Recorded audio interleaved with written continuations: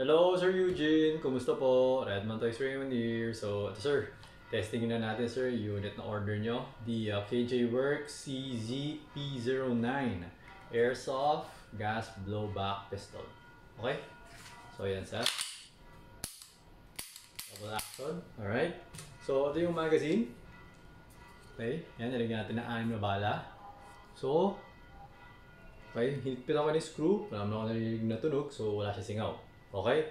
So ngayon, testingin na natin, test fire natin, check natin FPS, okay? So double action muna tayo, no?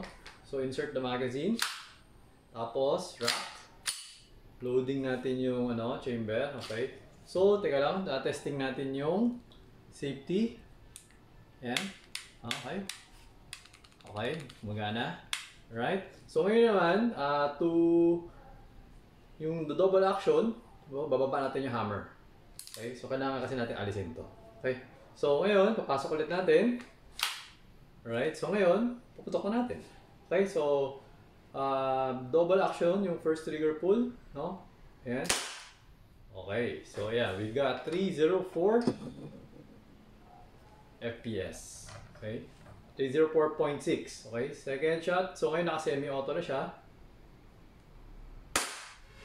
319.6.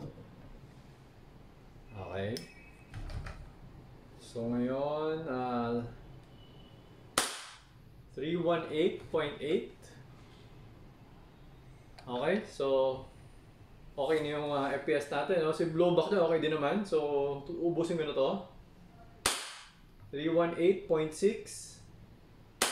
Actually, so stable siya. No? So 31 something. O ngayon, 310.7. 313. Okay? So, yan. Alright. So, yan, sir. Nag-open chamber siya. Kasi wala na siyang bala. Okay, removing the magazine. Okay, so, ayan. Wala pa rin naman siyang tunog. So, wala siya singaw. Okay? So, ayan. Open chamber, no? So, I pulled back the slide. As usual, hindi ko ginagamit yung slide catch, hindi ko binababa. Pero pag nasa sa inyo na, kung gusto niyo baba, bahala na kayo. Okay? So, ayun, hammer down. Okay? So, ayun sir, okay na tong unit nyo. So, pwede ko na siya i-pack at ipadala sa inyo. Okay? So, ayun sir, thank you for your order. Until next transaction po, always remember to stay safe, stay great, be good, and be thankful always. God bless po sir. Bye-bye.